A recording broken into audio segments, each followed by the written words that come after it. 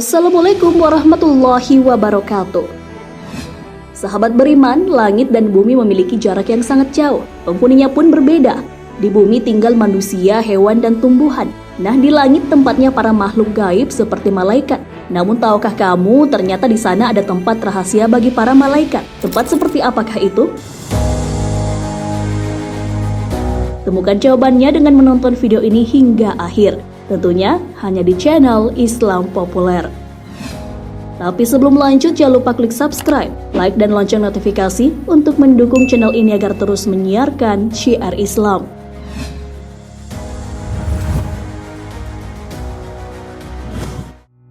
Langit tak hanya indah dan kokoh, tempat tersebut berjarak 500 tahun perjalanan dari bumi. Hal ini sudah disebutkan dalam hadis Rasulullah SAW. Dari Al-Abbas bin Abdul Muthalib, Rasulullah SAW bersabda, "Apakah kalian tahu berapa jarak antara langit dan bumi?"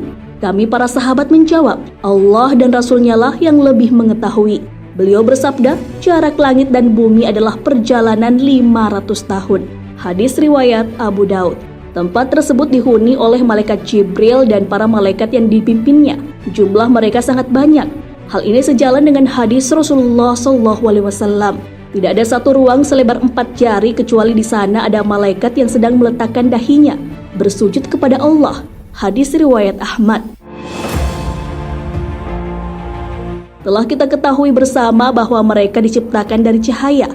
Unsur penciptaannya berbeda dari manusia dan iblis. Hal ini sesuai dengan hadis Rasulullah SAW. Malaikat diciptakan dari cahaya, jin diciptakan dari api, dan Adam diciptakan dari apa yang telah disifatkan kepada kalian atau tanah. Hadis riwayat Muslim.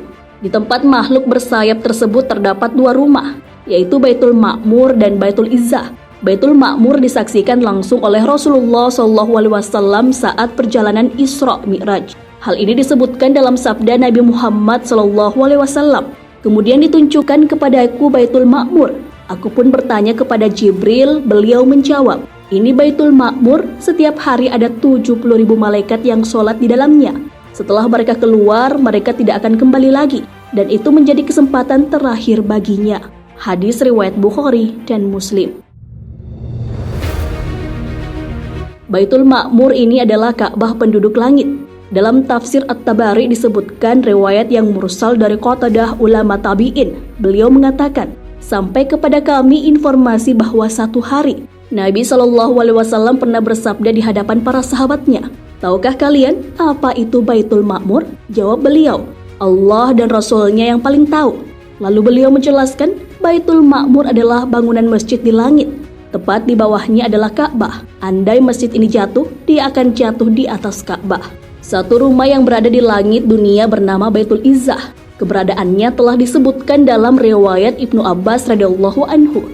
Beliau berkata, Al-Quran dipisahkan dari Az-Zikr atau Lauhul Mahfuz, lalu diletakkan di Baitul Izzah di langit dunia. Kemudian Jibril menyampaikannya kepada Nabi SAW. Hadis riwayat Hakim dalam Mustadrak.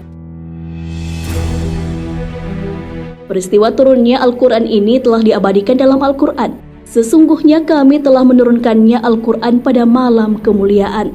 Quran Surah Al-Qadar ayat 1. Setelah diturunkan secara keseluruhan dari Lauhul Mahfuz ke Baitul Izzah, Al-Quran pun kemudian diturunkan secara berangsur-angsur kepada Nabi Muhammad SAW. Waktu yang dibutuhkan menurunkan Al-Quran dari Baitul Izzah kepada Rasulullah SAW adalah 22 tahun, 2 bulan, 22 hari.